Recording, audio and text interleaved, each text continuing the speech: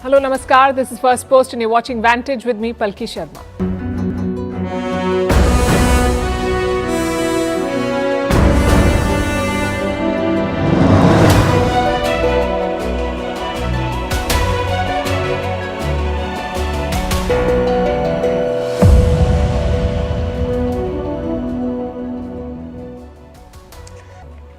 If you're watching us from India, here's a question for you. Do you know about your fundamental rights? You learn about them in school and you enjoy them throughout your life, whether or not you can list all of them. We are talking about them tonight because India's Supreme Court has said that you have a right against climate change. You have a right to climate protections. And this is very significant and forward-looking because climate change is hurting our economy, our people, and our country. And we need policymakers to come up with solutions and protections. Meanwhile, in the Gaza war, as the world rallies behind Palestinians, their own leaders are fighting over power. It's Hamas versus the Palestinian Authority. This holiday season, if you plan to fly, brace for chaos. Flight tickets are set to get more expensive and plane makers are dealing with falling parts. Is India going to join the AUKUS military club? Why Elon Musk has lashed out at a Brazilian judge? Why Ecuador raided the Mexican embassy in Quito? Why El Salvador is offering 5,000 free passports to foreigners, why Germany is giving off days to robots. And what's the life mantra for the oldest person alive on Earth? Also, why the solar eclipse is fueling memes and marketing gimmicks. All this and more coming up. The headlines first.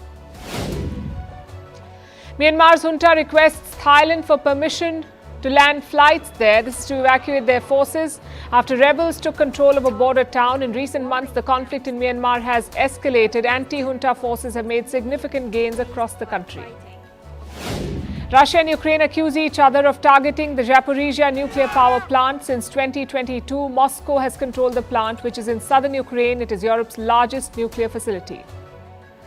Pakistani Prime Minister meets Saudi Crown Prince Mohammed bin Salman. This is Shehbaz Sharif's first overseas visit after taking office since winning the election in February.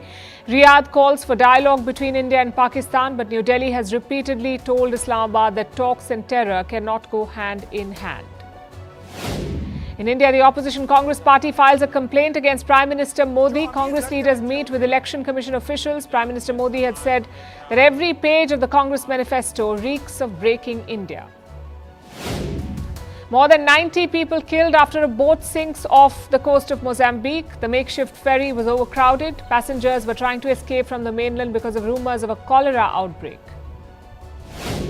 And Hong Kong makes its largest ever gold smuggling bust, seizing 146 kilos at the city's international airport. The gold, worth over $10 million, was disguised as machine parts in 2 air compressors. Hong Kong is one of the largest gold trade hubs in the world.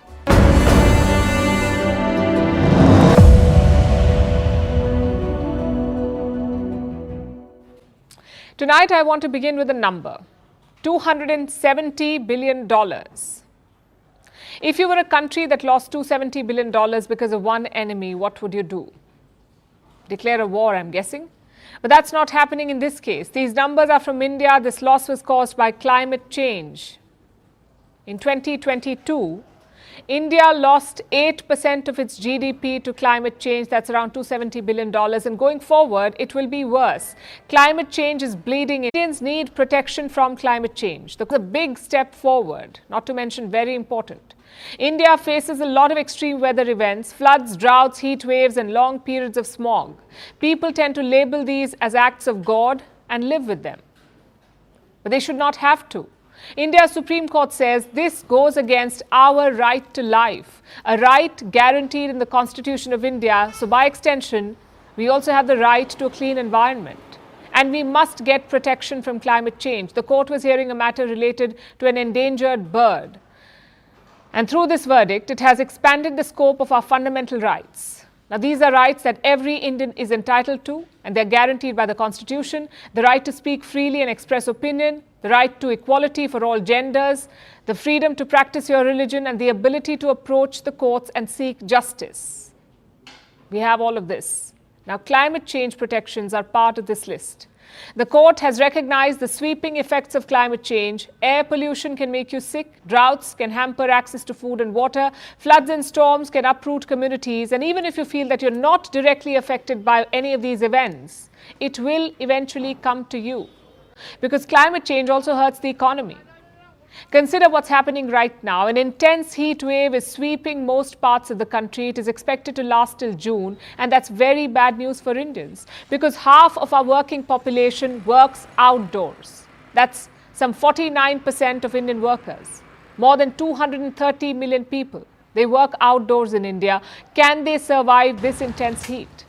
The human body can operate best in temperatures below 40 degrees Celsius or 104 degrees Fahrenheit. Anything beyond this is extreme heat, in which the human body may stop functioning optimally and lose its ability to deal with the heat. In the current heat wave, the mercury has already crossed 40 degrees in several parts of India. Add to that the fact that these people are working outdoors for long hours every day. This is testing the limits of human endurance. This poses a serious risk to health. So what are the governments doing? Well, they're issuing advisories for now. Multiple state governments have advised citizens to avoid the extreme heat. India's health ministry has done the same. They've issued a familiar list of do's and don'ts. Avoid going out in the afternoon, avoid activity in the sun, remain indoors until 4 p.m., which is all very well. The problem is a lot of people cannot afford to do that, especially workers in the informal sector. They must keep working to feed their families. But going forward, even this may not be an option. Here's what the World Bank has said about heat waves. It says the world will lose 80 billion jobs by 2030, all because of heat waves. 80 million. And out of these, 34 million jobs will be in India. 34 million lost jobs. Meanwhile, the financial cost is already mounting. In 2021, India lost over $150 billion due to heat waves. This is across key sectors of the economy. India's central bank has also expressed concerns. That's the RBI, the Reserve Bank of India. In a recent report, the RBI said there is a direct link between climate change and inflation. Let me explain how. Number one, extreme weather events can impact agricultural production, disrupt the flow of essential goods and cause prices to shoot up. Number two, extreme weather reduces the productivity levels of the workforce. And number three, climate-induced destruction can strain the finances of both households and businesses. So whichever way you look at it, climate change is hurting you. And we need policy intervention to protect people from it, which is why the order from India Supreme Court is welcome. It's a much-needed call to action.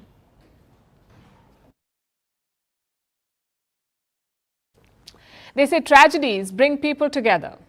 Differences are forgotten, interests are put aside. All the focus is on helping the victims. But there is no such luck in Gaza. The Palestinian leadership is divided. It's Hamas versus the PA, that's the Palestinian Authority, PA. It's an unfortunate but expected story. The entire world is rallying for Gaza. Countries are working overtime to implement a ceasefire. Aid workers are risking their lives and protesters are marching against Israel. But what is Palestine's leadership doing? Fighting against each other. Instead of using this global attention, they are bickering for power. Hamas controls Gaza, or at least they used to control Gaza, and the PA, the Palestinian Authority, rules over the West Bank. It is controlled by a party called Fatah, the party founded by Yasser Arafat, the Fatah party. They have very different ideologies, Fatah and Hamas. Hamas is a hardline Islamist group. The PA and its political parties are more secular. They prefer diplomacy over violence. And now these two groups are clashing. The first incident happened in late March. An aid convoy was passing through Rafah into Gaza. 6 PA officials were part of this convoy, but Hamas arrested them. They accuse these men of being spies, of trying to sow division inside Gaza. But the PA has rejected this. They say the officials were simply overseeing aid work, no espionage, no meddling. But talk about priorities here. Israel is sweeping across the Gaza Strip, and what does Hamas target? They're targeting officials from a fellow Palestinian group. The question is why? In the late 1980s, during the first Palestinian uprising, also called the First Intifada, Hamas was not a fan of other Palestinian leaders. They considered them too liberal, too secular, and too soft. So Hamas offered an alternative, a hardline, violent fight for Palestine. This ideology found takers in the 2006 elections. The Fatah won in the West Bank, but Hamas won in Gaza. And this led to a minor civil war. Hamas eventually seized control of the Gaza Strip. Now, my point is quite simple here. Neither side likes the other, and the war has only deepened this hatred. There are questions on aid distribution, questions on reconstruction, questions on Gaza's political future. All of this has put the two sides against each other. The US wants the PA to get involved, to play a major role in post-war Gaza, but Hamas does not like that. Their leaders say, there is no Gaza without us. And what about Israel? What does Benjamin Netanyahu think? Well, he doesn't want Hamas to stay on. After all, his war objective was to destroy Hamas. But he's not a fan of the PA either. And I'll tell you why. Let's assume that Hamas is defeated, Israel eventually leaves Gaza, and the PA fills the political vacuum. What happens then? The PA could become more powerful. It would have complete control over the two Palestinian regions, which would make the PA more formidable. And Netanyahu would not like that. Which brings us to present day.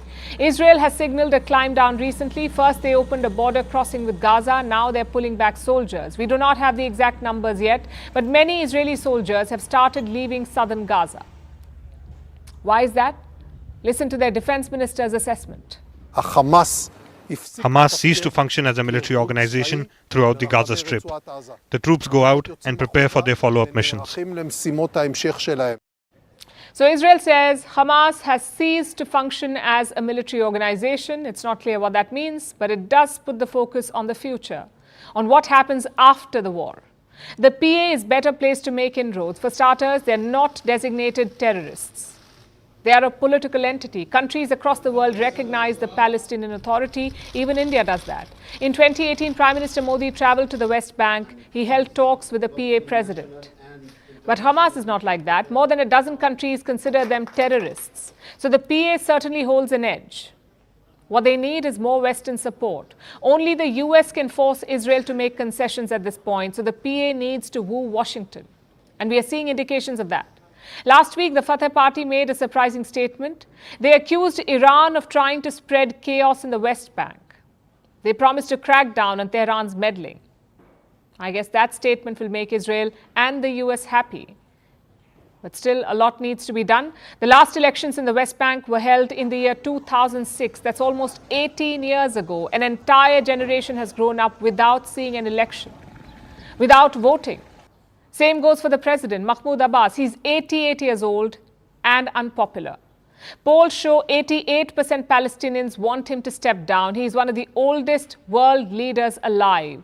So first, the PA must put its own house in order and then focus on Gaza. A lot will also depend on Israel's military campaign. If Hamas is totally destroyed, the PA's entry will be easy. If Hamas survives, they will fight back. But whatever happens, I will say this. Palestinians deserve better. They need a strong, united and elected leadership. If not, none of this matters. Not the street protests, not the humanitarian aid, not the global support.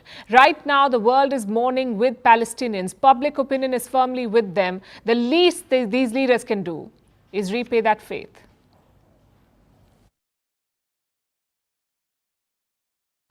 Let's turn to India. We are slowly entering the holiday season here when schools will be shut and travel will begin. And a lot of Indians travel in the months of May and June during the school holidays. If you're one of them, then this story is for you. It's about airfares. One of India's biggest carriers has announced a cut in operations. That's Vistara. They have decided to reduce 10% of their flights. Around 25 to 30 flights per day will be reduced. And how will this impact you? It's a simple demand and supply equation. Fewer flights equals higher prices. So your tickets may cost a bit more than usual. But why is Vistara doing this? Well, a couple of reasons. First, an alleged pilot rebellion. Vistara had decided to expand operations in February, but they did so without hiring more pilots. So the existing ones were overworked. Many flights were delayed or cancelled. Pilots also complained of sudden roster changes. So Vistara realized its mistake. It is now going back to the February levels of operation. Another reason is the merger. Vistara is owned by the Tata Group. They also bought Air India back in 2022. Now the company wants to merge these two carriers, Air India and Vistara. They introduced a new pay structure at Air India. The same one is being extended to Vistara, but reports say the pilots do not like it because the new structure will reduce their salary. So what did they do? Many of them called in sick together, sort of like a protest. Many pilots are yet to accept the new salaries, so executives at Air India have called for a meeting. They will hold talks with the pilots tomorrow. We should have more clarity by then. And if there is no resolution, what happens then? Then it could be more trouble. Just look at the period between March 31st and April 3rd. Vistara had to cancel 150 flights, plus 200 of them were delayed. So the company is now hitting pause. It is also looking to source pilots from Air India, basically put Air India pilots inside Vistara planes. Again, just one problem. This will take time. Rules require pilots to be trained on new carriers. That could take around 40 days, which brings us Which brings us back to the airline market. Carriers are not the only ones in trouble. Plane makers are in trouble too. I'm talking about aviation's problem child, Boeing. It's been a horrible year for Boeing. We've seen doors flying off, takeoffs being aborted, planes dropping mid-air, and now engine covers blowing off. A Boeing 737 was flying from Denver to Houston. Look at what happened during the takeoff. They're both gone.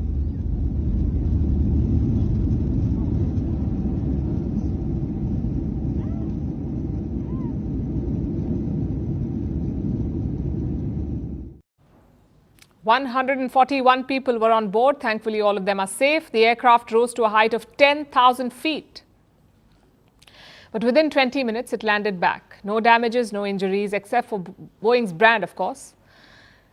That has taken a beating. US officials have now opened another investigation. By now, they should have a special wing, a Boeing investigation team. But how will these setbacks affect the consumer? Again, it's about supply. Boeing's troubles have affected their output, especially of this jet, the 737 MAX.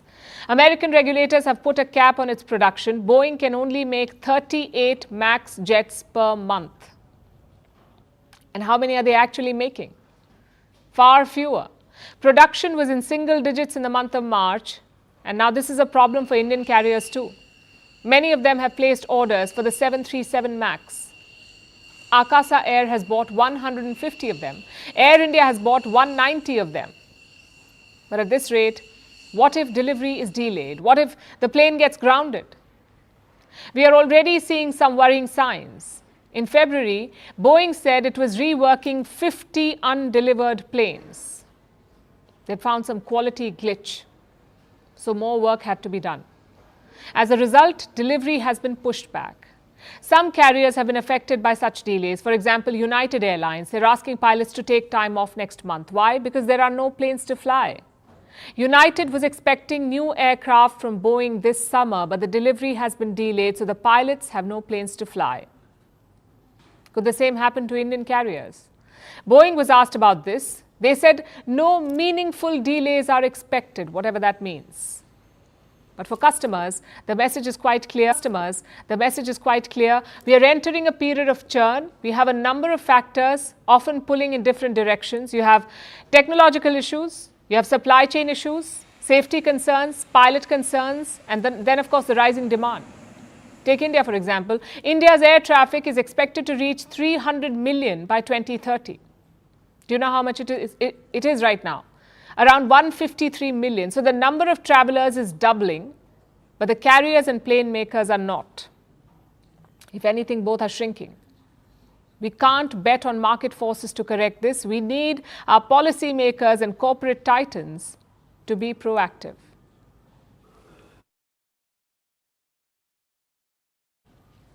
Let me start the next story with a question. Are China and the US patching up? We ask because the US Treasury Secretary is in China. That's Janet Yellen. She says the relationship is on a quote-unquote more stable footing and that the US is not looking to decouple from China. But that, we say, is only half the story. Here's the other half. The US is expanding a nuclear alliance against China. I'm talking about AUKUS. That's a military club with 3 members, Australia, the United Kingdom and the United States. Hence the name AUKUS or AUKUS. Now they're looking to bring in more members. A lot of names are being thrown around, like Japan. The US is said to be pushing for Japan's inclusion. Others on the list are Canada, New Zealand and South Korea. Apparently, they all want to join AUKUS and they have expressed interest, which makes you wonder, what will they call themselves? It may look something like this. Not sure how to pronounce this, but jokes aside, why do the original members want an expansion? They're hoping more allies will deter China in the Indo-Pacific. Which brings us to the next question. Is India part of this conversation? Officially, there is no such communication, but the idea has been discussed and debated. When AUKUS was created, the US had ruled out an expansion. In fact, the White House had even laughed off the idea. AUKUS, what would it become? JAUKUS? JIAUKUS? Awkward AUKUS? I don't know, something like that. Yeah. Look, I think, David, that the announcement of AUKUS last week was not meant to be an indication, and I think this is a message the president also sent to to Macron, that there's no one else who will be involved in security in the Indo-Pacific. But that was some 3 years ago. They seem to have had a change of heart since. Last year, the idea of expanding the alliance gained momentum. The UK made a pitch for India. In 2023, British lawmakers backed India's inclusion in AUKUS. More reports added to the speculation, like this one. It says Indian officials and AUKUS nations met. They had informal talks on emerging technologies like artificial intelligence, electronic warfare, and cyber tech. Reports say AUKUS nations wanted to work with India on all these fronts. And the latest reports on expansion plans also talk along similar themes. They're calling it Pillar 2, the second pillar of the AUKUS alliance, under which current members will strike deals with new members. Together, they will develop advanced military technologies in areas like artificial intelligence, hypersonic missiles, and quantum technologies. Now, adding India to this mix could open up new possibilities. It could make the alliance more inclusive, because as of today, Australia is the only Indo-Pacific member in this group. But can AUKUS convince India to join? It'll be tricky. Traditionally, New Delhi has shied away from joining any military bloc or alliance. India prefers to exercise its strategic autonomy. Plus, how will joining AUKUS help New Delhi? AUKUS was born not as a military alliance, but out of a submarine deal. Australia is buying a fleet of 8 nuclear submarines. The British are designing the submarine. The Americans are supplying the technology. This is the foundation of AUKUS. And when will Australia get the subs? In the next decade. The first 3 submarines will arrive only in the 2030s. What about the rest? The plan is to build them in Adelaide in the 2040s. So no submarine at least for the next 6 years. And the new members will be kept out of this submarine agreement altogether. In 2021, AUKUS was sold as a defining military pact.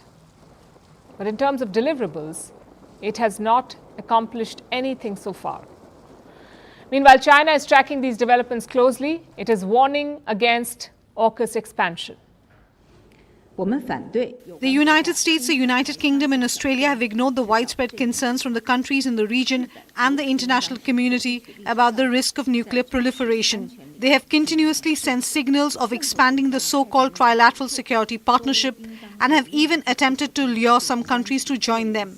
It will intensify the arms race in the Asia-Pacific region and undermine regional peace and stability. China is gravely concerned about this. Whether India chooses to join AUKUS or not, usually with its members, India regularly engages with the militaries of AUKUS members in joint drills. Plus, countries like the US have a record of sharing military intelligence about China with India. So, to collaborate with AUKUS, New Delhi doesn't really need to be a member.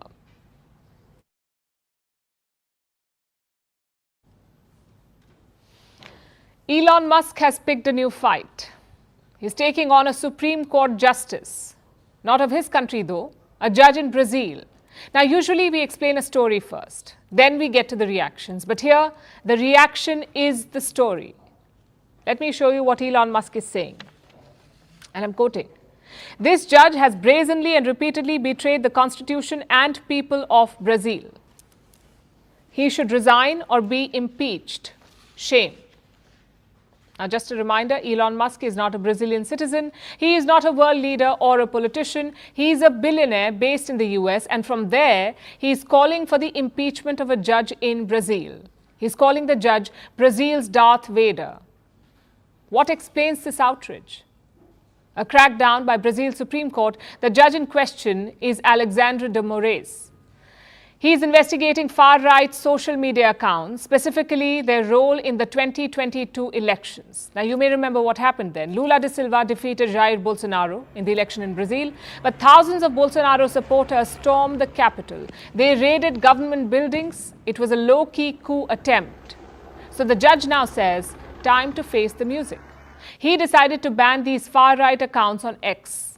He also threatened the company with consequences.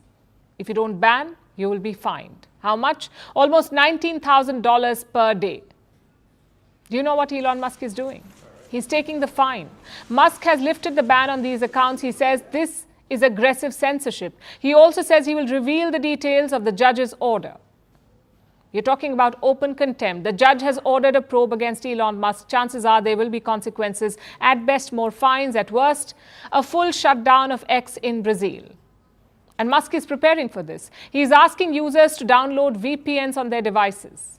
Now, VPNs are virtual private networks. Say a website or platform is banned in your country. You can use a VPN to access it. So Elon Musk is in full rebellion against Brazil's Supreme Court. Now, I know this issue is divisive. A lot of people are against banning accounts, even those linked to far-right groups. But this issue is not about freedom of speech. It's about rule of law. We have courts for a reason. We have governments and jurisdictions for a reason. You can't just decide to ignore that. Musk is free to challenge the court's order. He can seek other legal remedies, but he cannot defy a Supreme Court order. Would he dare do this against a US Supreme Court judge? It's unlikely. But in Brazil, he's more than happy to. And it may be another country tomorrow. Now, we don't know where this story will go. But one thing is clear. Governments need to look closely at Elon Musk, at the power that he holds. Just consider his internet company, Starlink. Starlink has more than 4,500 satellites in orbit. That's more than half of all active satellites. So Elon Musk alone has more satellites than entire countries have. And he's using them to shape wars. Ukraine is using Starlink to operate its military. Most of their drones use Elon Musk's network. Do you see why that's a problem? In one blow, Musk can cripple Ukraine's war effort. We saw a sneak peek of that last year. Ukraine was planning to attack Russian ships in Crimea. When Elon Musk got to know, he shut down Starlink. So Kiev's drones never hit the target. Instead, they washed up on the shores of Crimea. This is too much power for one person, and it's not just satellites. Look at his other companies and investments. Tesla makes up 20% of the global EV market. If 5 electric cars are sold, one of them is a Tesla, anywhere in the world. In the US, its market share is even higher. It's almost 56%. Then you have SpaceX. They carried out 98 launches in 2023. Compare that to national space agencies. ISRO had 7 launches in 2023. The Indian Space Agency, ISRO. China had 67. So SpaceX is launching more vehicles than entire countries. And finally, you have X, one of the most popular social media platforms in the world. X has around 550 million active users every month. It has the potential to shape the future. Propaganda wars are fought on X. Fake news is spread on X. Hate speech can be amplified on X. And world leaders make announcements on X. That's a lot of power for one platform. And by extension, for one man. Which is why governments need to figure something out. Elon Musk is not your hands-off businessman. He's deeply invested in his ventures. He pushes his opinions on his services. And that can be a recipe for disaster.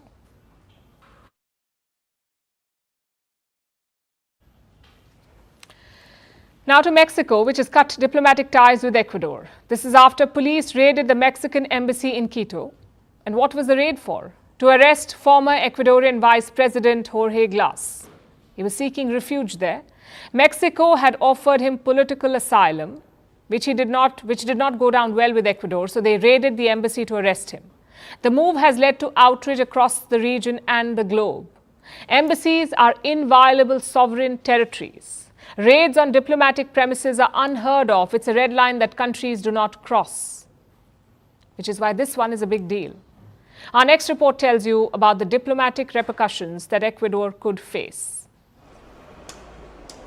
The year was 2012. Julian Assange was a wanted man. UN human rights system. The WikiLeaks founder was seeking asylum, so he was hauled up at the Ecuadorian embassy in London. The UK threatened to raid the embassy. Of course, they did not go ahead with it. But Ecuador was up in arms. They said any raid would be a breach of international law. It would violate the Vienna Convention. Last Friday, Ecuador violated the same Vienna Convention by raiding the Mexican embassy in its capital. What was the raid for? It was to capture this man, former Ecuadorian Vice President Jorge Glass. Glass was Vice President from 2013 to 2018. Last year, he was sentenced to 6 years in jail. This was due to corruption claims. He was released from prison in November, but Ecuador issued another warrant. So Glass sought refuge in the Mexican embassy. On Friday, Mexico granted him political asylum. Ecuador viewed the action as illegal. So the police raided the Mexican embassy in Quito. Special forces surrounded the embassy. Agents scaled the walls. Mexico says the head of mission tried to prevent the invasion, but he was pushed to the ground. Glass was captured. He has now been transferred to a high-security prison. Of course, the move did not go down well with Mexico. Embassies are considered as inviolable sovereign territory. This is according to the Vienna Convention, a treaty governing international relations.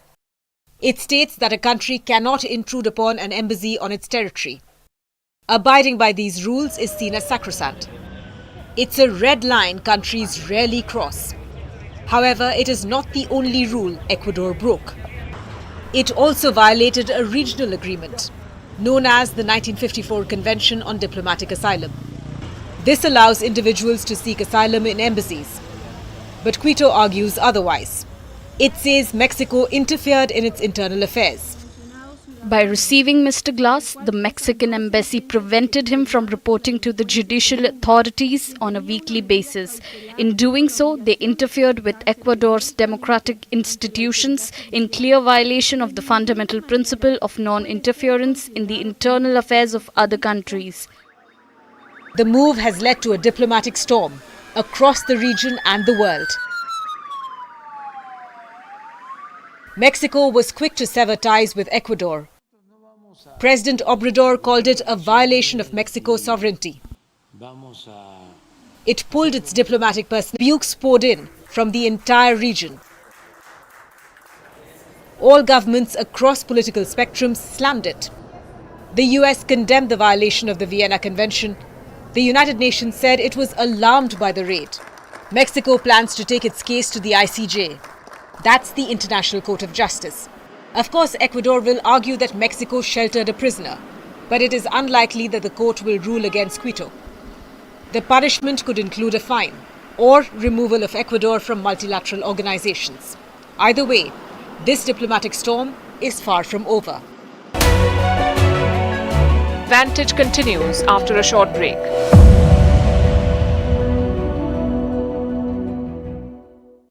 The Congress manifesto is in a lot of controversy, and the Congress manifesto has evoked some very strong reactions coming in from the BJP. And the man who was in charge of the 2004 winning slogan of Congress ka haath aam aadmi ke saath, and now the Congress's slogan is Congress ka haath badlenge halat, Mr. Jairam Ramesh. Thank you so much for speaking to CNN News 18. Jairam, I'm just going to focus now because of the latest controversy, and hear me out.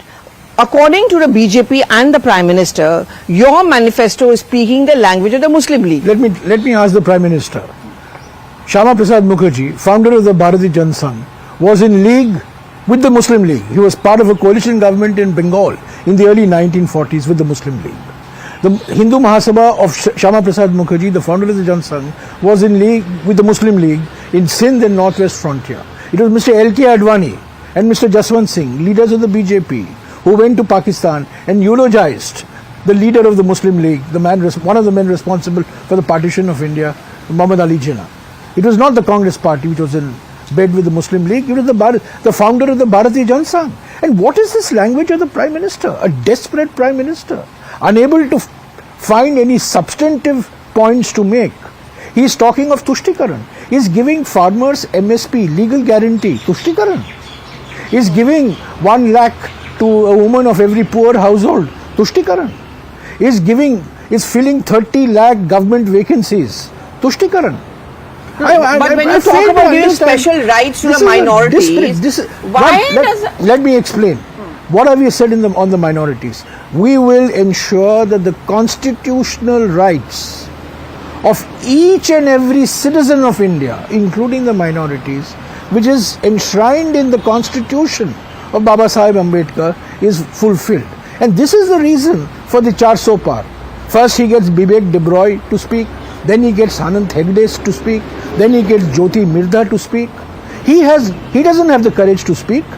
He wants to replace this constitution of India, of which the pillars are, one of the pillars is secularism, the other pillar is social justice. There are other pillars as well. And deeply uncomfortable with this Baba Sahib Ambedkar's constitution, he's thinking of a new constitution. No, as a political party, anyone can set a target, right? I mean, who's stopping you? But the real reason for the target is to rewrite the constitution. I mean, is this a language that behooves the Prime Minister? Can't he find anything substantive to talk about? We have given 25 guarantees. We have a Panch Nyay program. What is Tushtikaran about these guarantees? Okay, so what is Tushtikaran?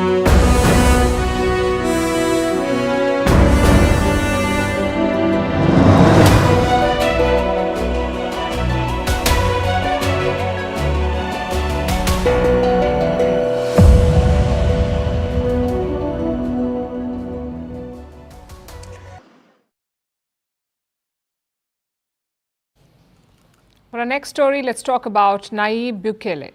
He is the president of El Salvador. He calls himself the world's coolest dictator.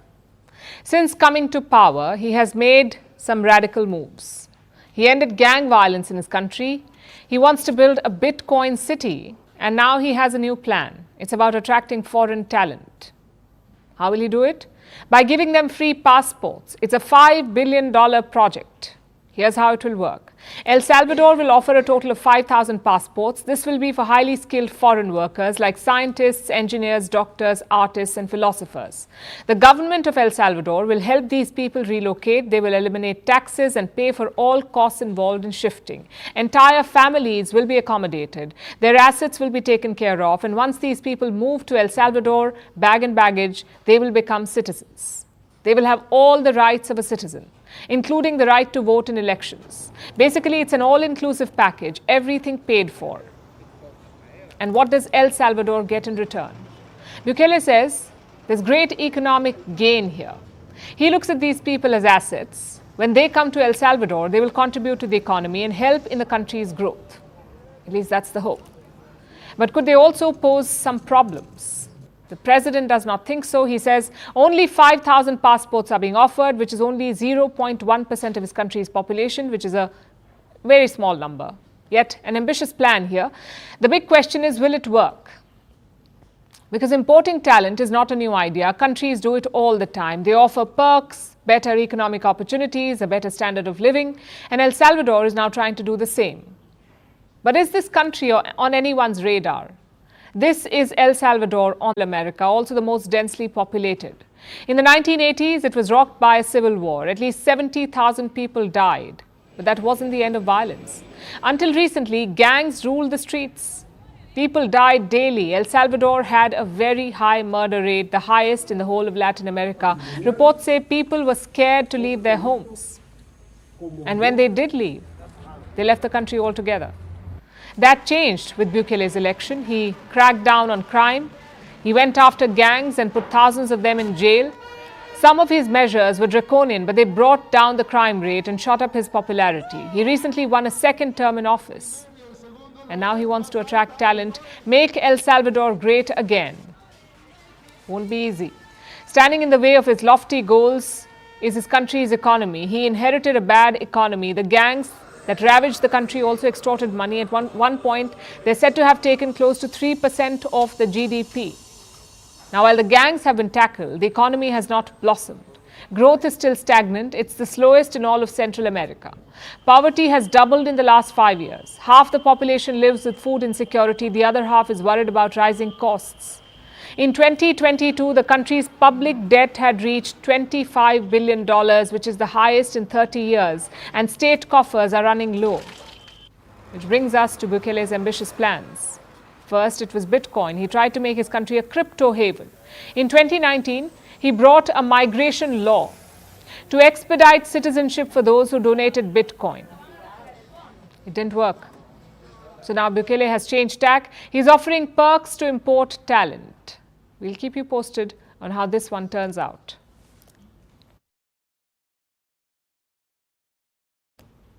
Our next story is about yesterday, Sunday. Who doesn't love a Sunday?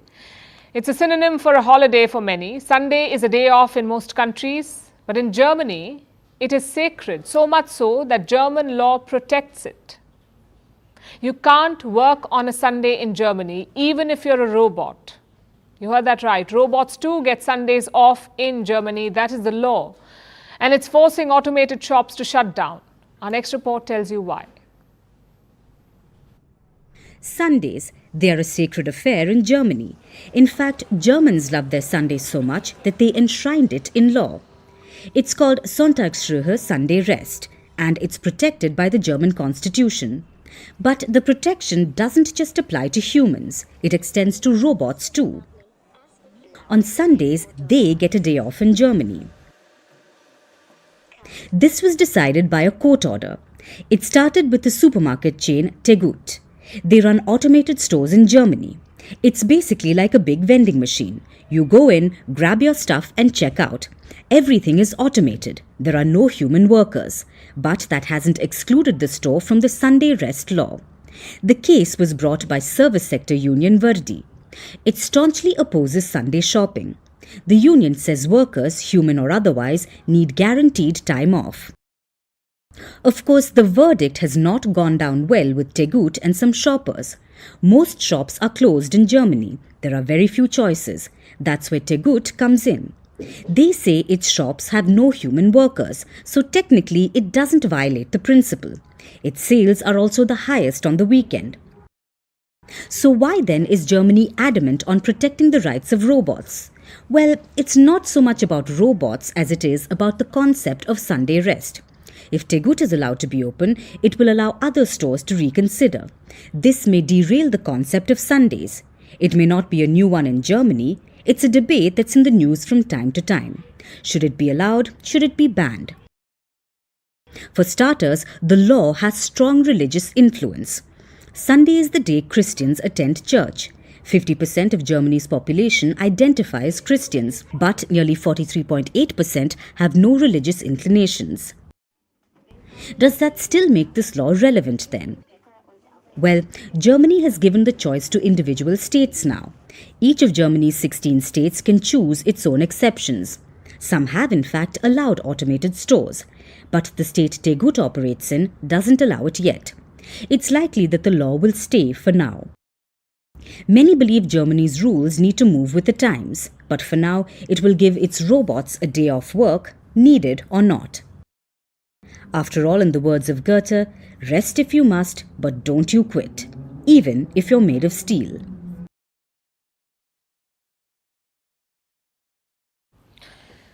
"1912 was a long time ago. That's when the Titanic set sail. It sunk a few days later. But this was the same year when a British man was born, John Alfred Tinniswood. And unlike the British ocean liner, he is still alive. Tinniswood is 111 years and 226 days old. He has lived through 2 world wars, the great influenza and COVID-19 pandemics, the birth of his great-grandchildren, and now he has broken a Guinness World Record.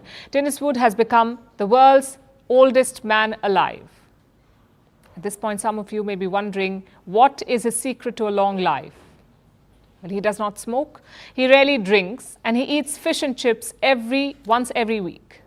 But before you start ordering French fries, let me clarify, this is not his real secret, so to speak. It is this: moderation. In other words, a balanced life. Tinniswood says, if you do too much of anything, you're going to suffer eventually. This is a strong dose of Monday motivation. But before we go on, here's something else that he said. He doesn't feel particularly special about having lived this long. He says at the end of the day, the length of one's life is just based on luck. You either live long or you live short, and you can't do much about it. And that's probably true. So his advice is not just for a long life, but for a better life. And his idea is quite simple. Moderation is the key to a better quality of life. And this could mean a lot of things: moderation in food, balance in diet, sustainability in lifestyle, contentment at work. Basically, not perfect and not too much, but just enough. That's the master plan for happiness. To some of you, it may sound underwhelming. After all, moderation has never been cool. We love fitness boot camps, not sustainable weekly gym regimes. We push ourselves to the breaking point at work. And the odd emergency is okay, but it cannot become the norm. You cannot always live in the extremes. When you do, there's burnout, there's stress, even failure, and that is counterproductive. So moderation is important. And it comes with a long list of benefits: lesser stress, better emotional and physical health, higher productivity, and healthier relationships. Many countries and cultures encourage this, which is why some nations with the best work-life balance are also the happiest in the world. For centuries, countries like India have fostered this idea. India has fostered santulan, or balance. Ancient Indian arts of yoga and Ayurveda, they aim to integrate the body and the mind. Meanwhile, the Spanish have their siestas to balance work with rest. And the Swedish have an ethos of lagom. It means not too much, not too little, just right. It applies to everything. Most, from Swedish coffee and candy to work and clothing. Lagom is the idea of things being sufficient just as they are, which does not mean that you become complacent or stop studying for exams because a D- is good enough. It simply means that if you score an A instead of an A+, don't beat yourself too much. So lagom is about contentment, about restoring balance. And if it seems tough, know that balance is already on your mind. Quite literally, when you're walking or sitting at your desk, your brain knows that you need balance. It automatically sends nerve signals to your body. They help you recenter yourself. So my point is quite simple. Striving for balance is both natural and beneficial. But that too requires a balanced approach. And if this feels too complicated, just remember what Oscar...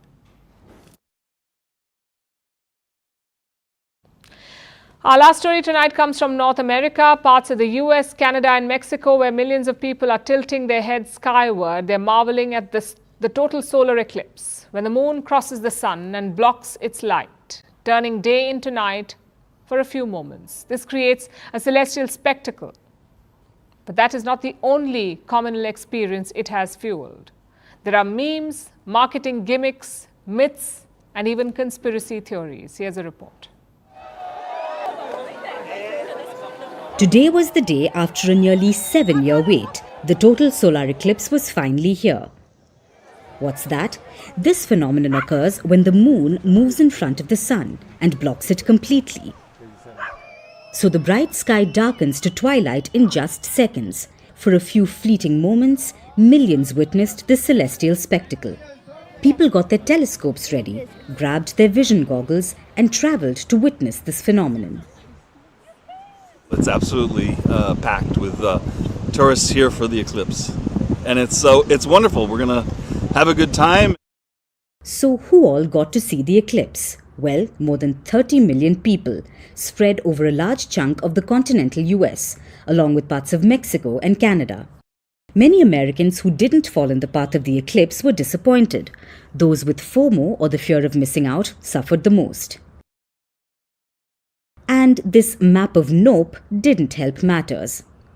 Even so, people were excited. So Donald Trump made a comeback, for now only in memes. The last solar eclipse took place in 2017. That's when Trump was the US president. He had a little eclipse viewing party and squinted towards the skies without protective gear. Maybe it's his disregard for science, but no matter the reason, Trump became both a meme and a cautionary tale. Because he may have done it, you please don't. If you want to peek at the eclipse, wear safety glasses, or the solar rays can cause serious eye injury. But more than memes, like most things, the eclipse has fueled capitalism, with new marketing campaigns in the event's honor, and a newfound sense of hope for tired astrology content. Social media stargazers are talking about eclipse energy. According to some, apparently cats are feeling particularly chaotic. Now, if you've watched cat content, you would know that cats and chaos go hand in hand. But many are worried about this so-called energy. As absurd as this is, if you hear what the ancestors had to say, this may not sound as outrageous. For generations and across cultures, many myths have been attached to the solar eclipse. In Vietnam, people believed that a solar eclipse was caused by a giant frog devouring the sun. According to ancient Hindu mythology, a deity is beheaded and his head flies off into the sky, then swallows the sun, causing an eclipse. Meanwhile, the ancient Greeks believed that a solar eclipse was a sign of angry gods, the beginning of disasters and destruction. These myths have obviously been debunked. People rarely believe in them. But that doesn't reduce the unease. After all, the Friday before the eclipse, a 4.8 magnitude earthquake shook parts of America, including New York, Pennsylvania, and New Jersey. To some doomers, this seemed like major eclipse energy. Had this happened 2 centuries ago, it could have unleashed at least one witch hunt.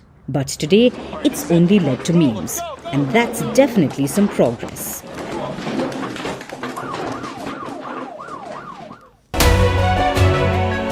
Vantage continues after a short break.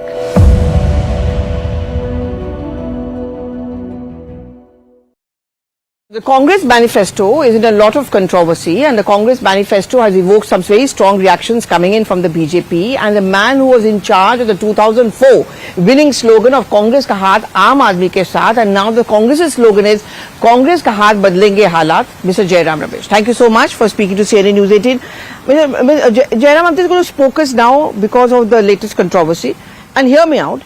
According to the BJP and the Prime Minister, your manifesto is speaking the language of the Muslim League. Let me ask the Prime Minister. Sharma Mukherjee, founder of the Bharatiya Janata Sangh, was in league with the Muslim League. He was part of a coalition government in Bengal in the early 1940s with the Muslim League. The Hindu Mahasabha of Sharma Mukherjee, the founder of the Janata Sangh, was in league with the Muslim League in Sindh and Northwest Frontier. It was Mr. L.K. Advani and Mr. Jaswant Singh, leaders of the BJP, who went to Pakistan and eulogized the leader of the Muslim League, one of the men responsible for the partition of India, Muhammad Ali Jinnah.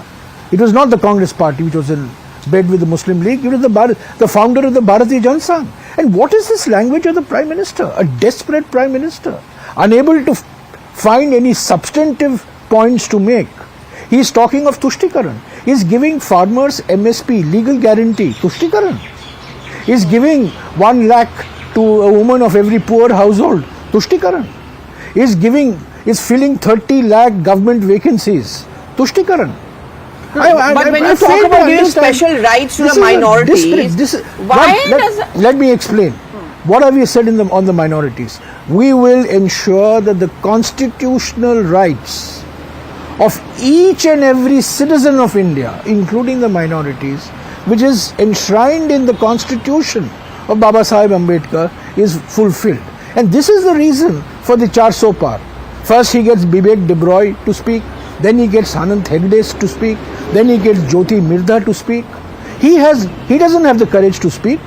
He wants to replace this Constitution of India, of which the pillars are, one of the pillars is secularism, the other pillar is social justice. There are other pillars as well. And deeply uncomfortable with this Baba Sahib Ambedkar's constitution, he's thinking of a new constitution. No, as a political party, anyone can set a target, right? I mean, who's stopping you? But the real reason for the target is to rewrite the constitution. I mean, is this a language that behooves the Prime Minister? Can't he find anything substantive to talk about? We have given 25 guarantees. We have a Panch Nyay program. What is Tushtikarana about these guarantees? Okay, What is Tushtikarana about this? General, let me just talk about the caste census thing. I mean, this is completely... No, hear me out on the caste census.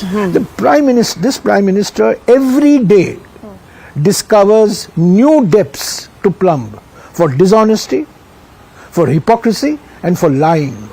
Okay. You mentioned the caste census. This is something which Rahul Gandhi feels very strongly about. Rajiv Gandhi had talked about in India, which is bereft of caste, creed, religion, differences and that. India 21st century, yeah, but 21st century you're suddenly talking about the OBCs and the caste. Aren't you also doing politics over it? Caste census in 2011. Please brush up your history. Mr. Narendra Modi's own colleague in Bihar has carried out a caste census. Is he against Nitish Kumar's caste census? Tell me. In 2011. No, but why are you remembering the caste census just ahead of the Lok Sabha election? Is what the BJP is asking. We've been saying for the last 3 years. Socio-economic. I was the rural...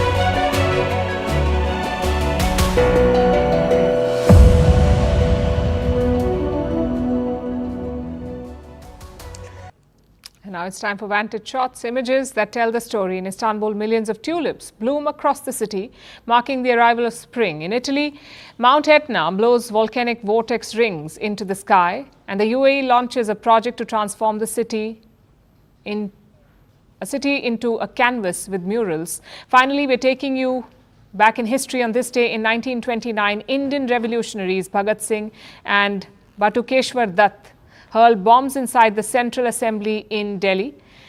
Their actions rallied public opinion and challenged British rule in India. After throwing the bombs, neither man fled the scene. These freedom fighters courted arrest and were sentenced to life in prison. We're leaving you on that note. Thanks for watching. We'll see you tomorrow.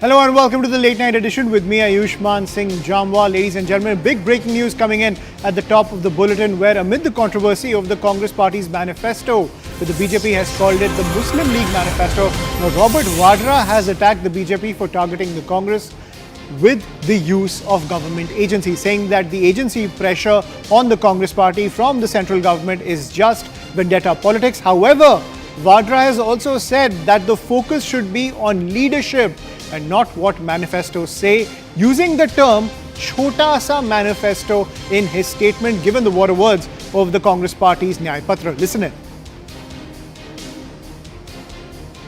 जो भी कांग्रेस मेहनत करती है उसको तोड़ने की कोशिश करते हैं, जहाँ भी हमारी सरकारें हैं उसमें से सबको तोड़ने की कोशिश करते हैं।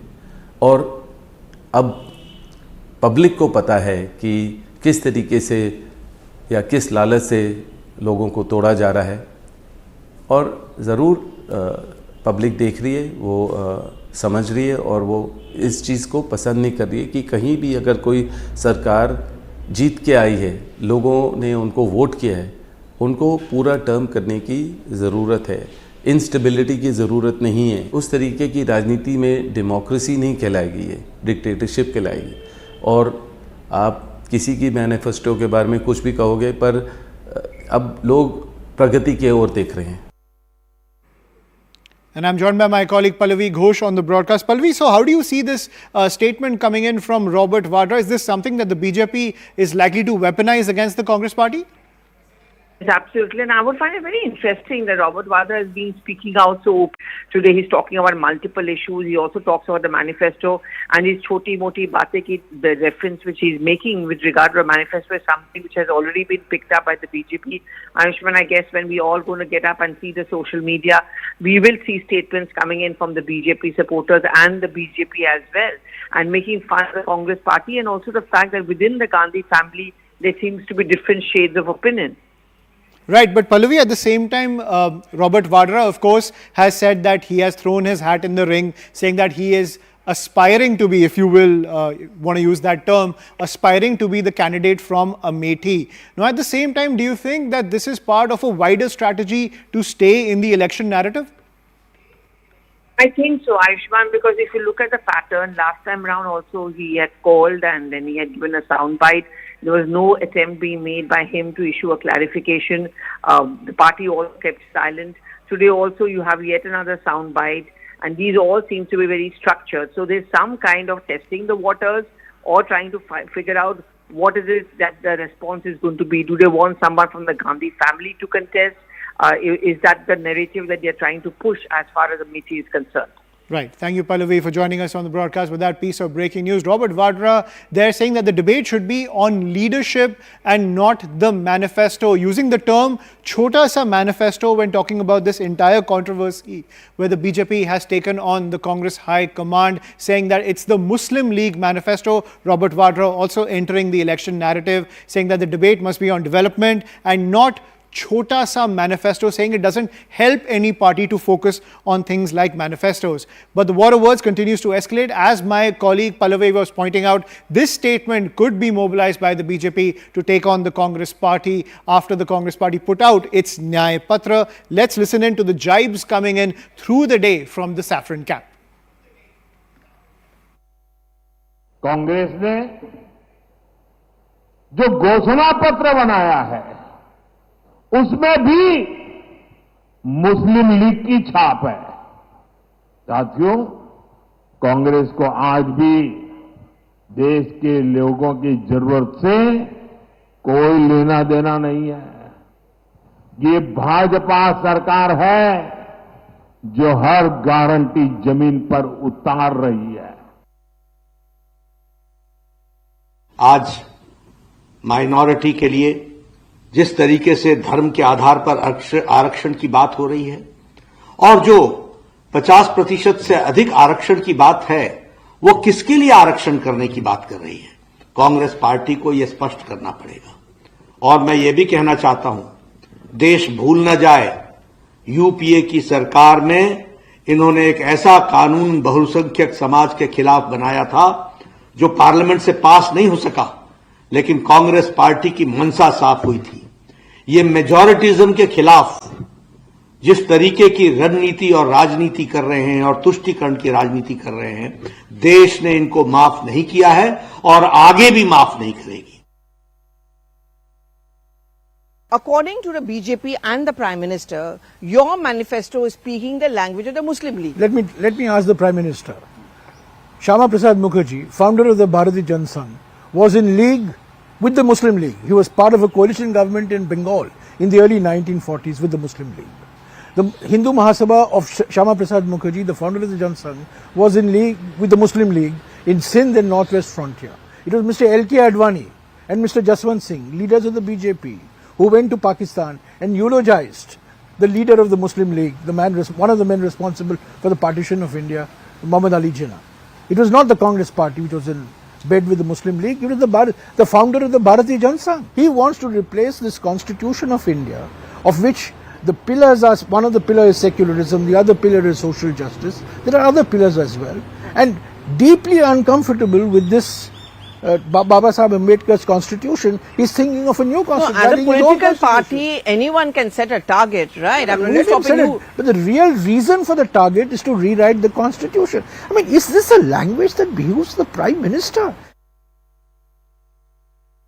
हम लगातार चुनाव आयोग के पास जा रहे हैं, इस पर भी जाएंगे, अन्य चीजों पर भी जाएंगे और हमारी अपेक्षा और आशा और विश्वास है कि एक निष्पक्ष संस्था चुनाव आयोग जिसके ऊपर दारोमदार है, जिसके ऊपर जिम्मेदारी है इस देश में निष्पक्ष फ्री एंड फेयर इलेक्शन कराने की, वो जरूर इन बातों को संज्ञान में लेगी और इस पर एक्शन लेगी.